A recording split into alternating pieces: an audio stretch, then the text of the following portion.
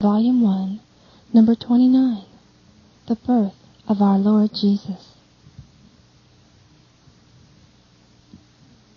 I still see the inside of the poor stony shelter where Mary and Joseph have found refuge, sharing the lot of some animals. The little fire is dozing together with its guardian. Mary lifts her head slowly from her bed and looks round. She sees that Joseph's head is bowed over his chest, as if he were meditating, and she thinks that his good intention to remain awake has been overcome by tiredness. She smiles lovingly, and making less noise than a butterfly alighting on a rose, she sits up and then goes on her knees. She prays with a blissful smile on her face.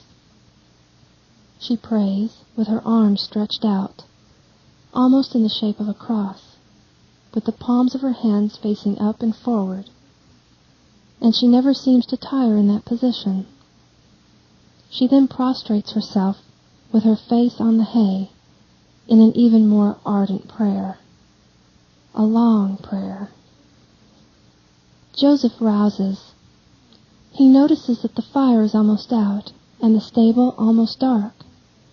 He throws a handful of very slender heath onto the fire, and the flames are revived. He then adds some thicker twigs and finally some sticks, because the cold is really biting. The cold of a serene winter night that comes into the ruins from everywhere. Poor Joseph must be frozen, sitting as he is near the door, if we can call a door the hole where Joseph's mantle serves as a curtain. He warms his hands near the fire, then takes his sandals off and warms his feet. When the fire is gaily blazing and its light is steady, he turns round. But he does not see anything, not even Mary's white veil that formed a clear line on the dark hay. He gets up and slowly moves towards her pallet. "Are you not sleeping, Mary?" he asks. He asks her 3 times, until she turns round and replies, "I am praying." "Is there anything you need?" "No, Joseph." "Try and sleep a little. At least try and rest." "I will try, but I don't get tired praying." "God be with you, Mary." "And with you, Joseph." Mary resumes her position. Joseph, to avoid falling asleep, goes on his knees near the fire and prays. He prays with his hands pressed against his face. He removes them now and again to feed the fire, and then he resumes his ardent prayer. Apart from the noise of the crackling sticks and the noise made now and again by the donkey stamping its hooves on the ground, no other sound is heard. A thin ray of moonlight creeps in through a crack in the vault, and it seems a blade of unearthly silver looking for Mary. It stretches in length as the moon climbs higher in the sky, and at last reaches her. It is now on her head, where it forms a halo of pure light. Mary lifts her head as if she had a celestial call, and she gets up and goes on to her knees again. Oh, how beautiful it is here now! She raises her head, and her face shines in the white moonlight and becomes transfigured by a supernatural smile. What does she see? What does she hear? What does she feel? She is the only one who can tell what she saw, heard, and felt in the refulgent hour of her maternity. I can only see that the light around her is increasing more and more. It seems to come down from heaven, to arise from the poor things around her. Above all, it seems to originate from herself. Her deep blue dress now seems of a pale myosotis blue, and her hands and face are becoming clear blue, as if they were placed under the glare of a huge pale sapphire.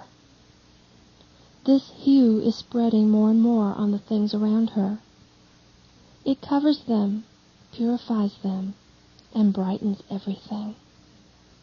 It reminds me, although it is somewhat softer, of the hue I see in the vision of Holy Paradise, and also of the color I saw in the visit of the wise men. The light is given off more and more intensely from Mary's body. It absorbs the moonlight. She seems to be drawing to herself all the light that can descend from heaven.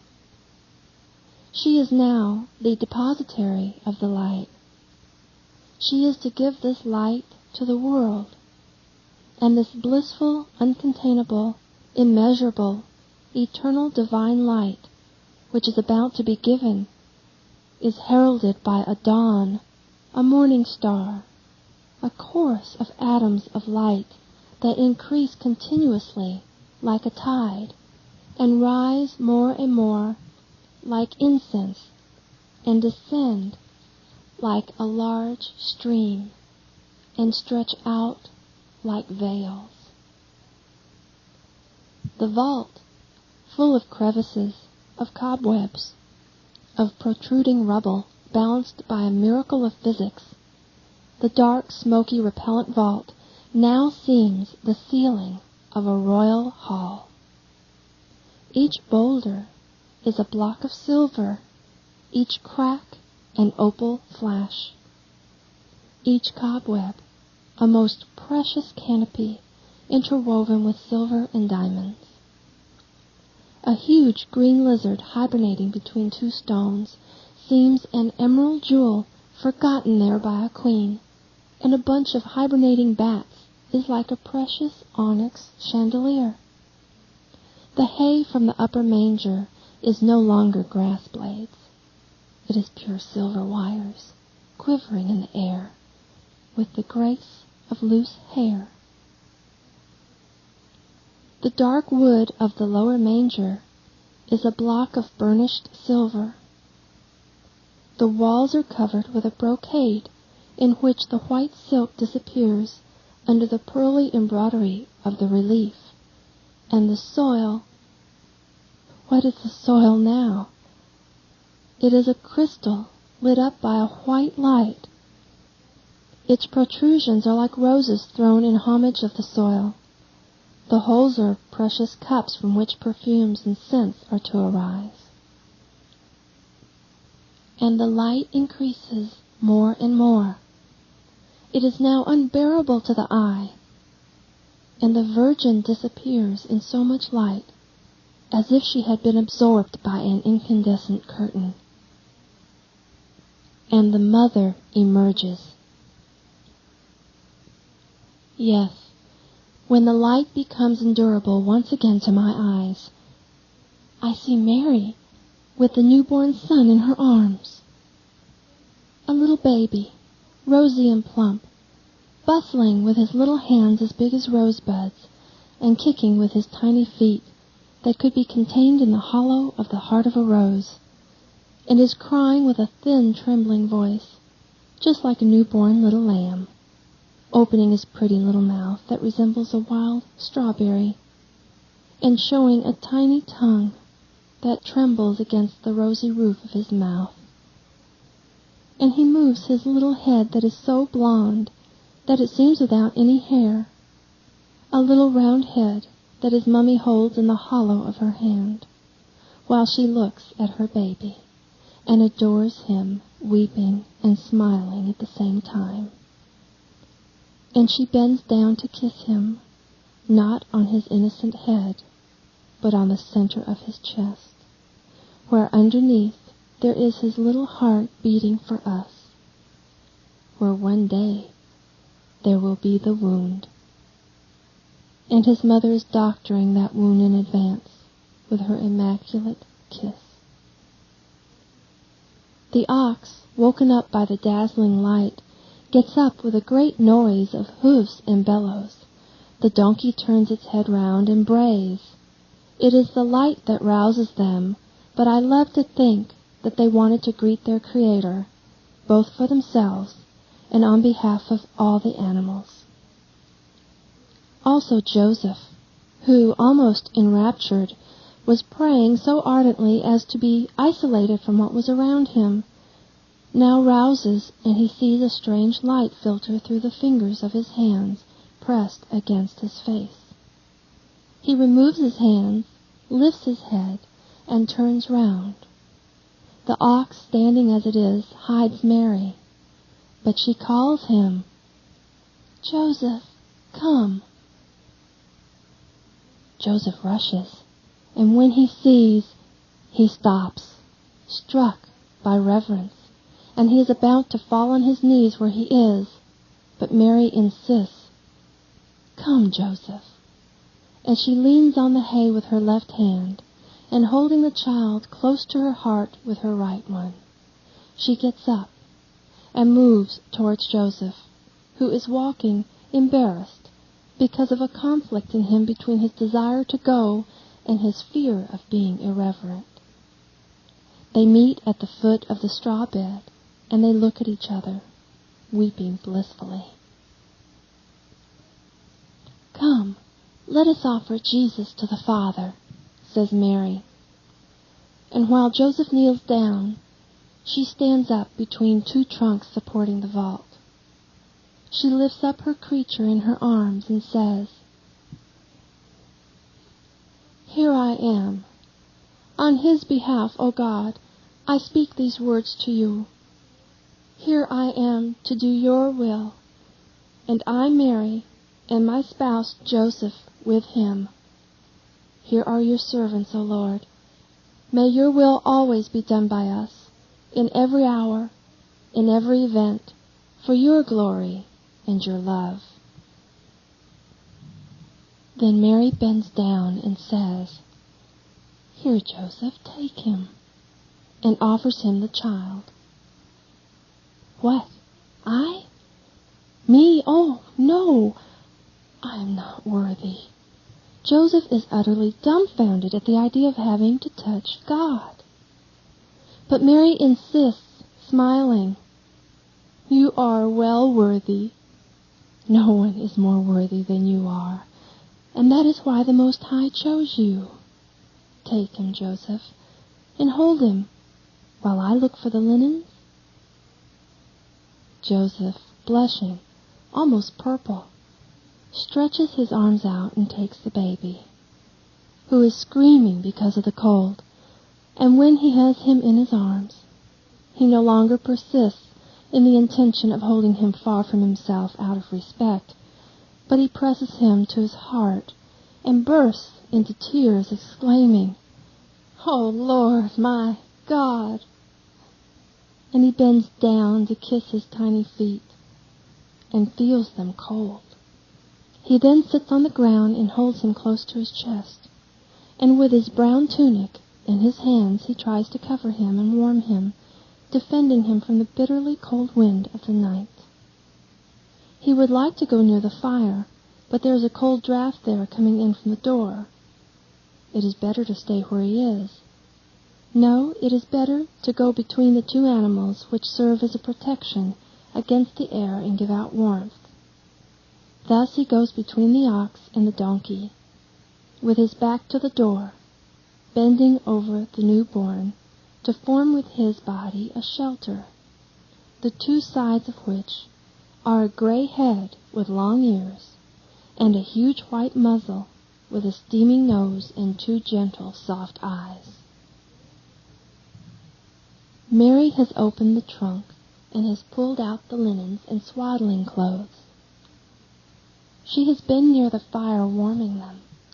She now moves towards Joseph and envelops the baby with lukewarm linen, and then with her veil to protect his little head. "Where shall we put him now?" she asks.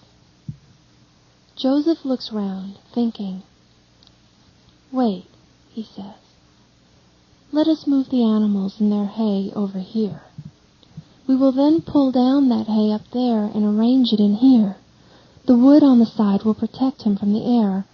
The hay will serve as a pillow, and the ox will warm him a little with its breath. The ox is better than the donkey. It is more patient and quiet. And he bustles about while Mary is lulling the baby, holding him close to her heart and laying her cheek on his tiny head to warm it. Joseph makes up the fire without economy this time, to have a good blaze, and he warms the hay, and as it dries up, he keeps it near his chest so that it will not get cold. Then, when he has gathered enough to make a little mattress for the child, he goes to the manger and sorts it out as if it were a cradle. "It is ready," he says. "Now we would need a blanket, because the hay stings, and also to cover him." "Take my mantle," says Mary. "You will be cold." "Oh, it doesn't matter.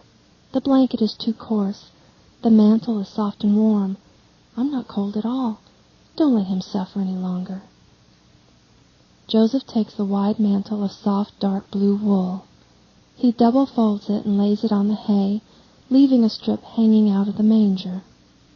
The first bed for the Savior is ready.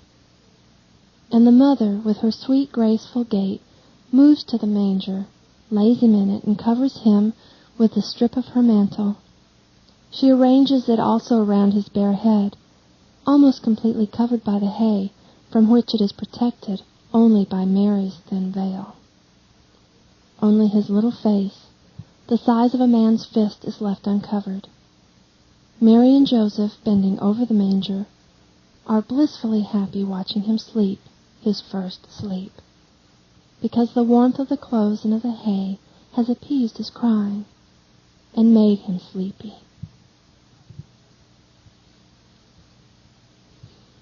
Mary says,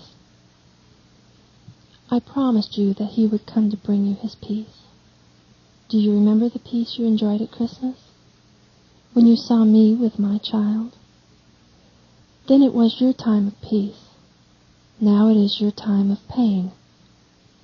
But you know by now, it is by means of pain that we achieve peace, and every grace for ourselves and our neighbors.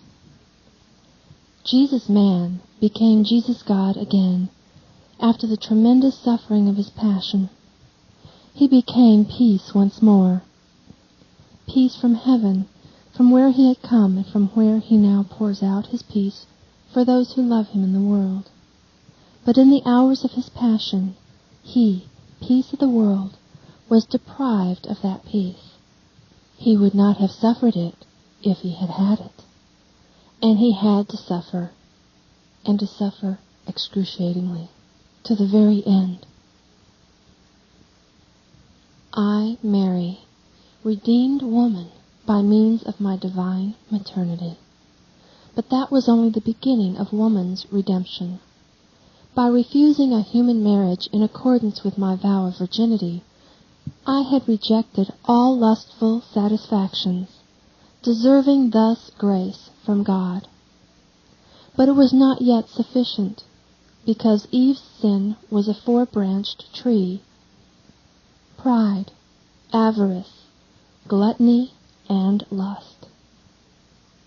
And all four were to be cut off before making the roots of the tree sterile. By deeply humiliating myself, I defeated pride. I abased myself before everybody. I'm not referring to my humility towards God. Such humility is due to the Most High by every creature. Even His Word had it. It was necessary for me, a woman, to have it. But have you ever considered what humiliation I had to suffer from men without defending myself in any way? Even Joseph, who was a just man, had accused me in his heart. The others who were not just had committed a sin of disparagement with regard to my condition, and the rumor of their words had come like a bitter wave to break up against my humanity. And they were the first of the infinite humiliations I was to suffer in my life as mother of Jesus and of mankind.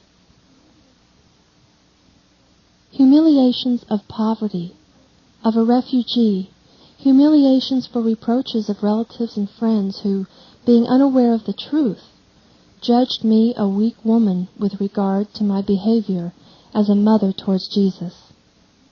When he was a young man, humiliations during the 3 years of his public life, cruel humiliations in the hour of Calvary, humiliation in having to admit that I could not afford to buy a place and the perfumes for the burial of my son. I overcame the avarice of the first parents, renouncing my creature before the time. A mother never renounces her creature unless she is forced to. Whether her heart is asked to renounce her creature by her country, or by the love of a spouse, or even by God himself, she will resent and struggle against the separation. It is natural. A son grows in our womb, and the tie that links him to us can never be completely broken. Even if the umbilical cord is cut, there is a nerve that always remains.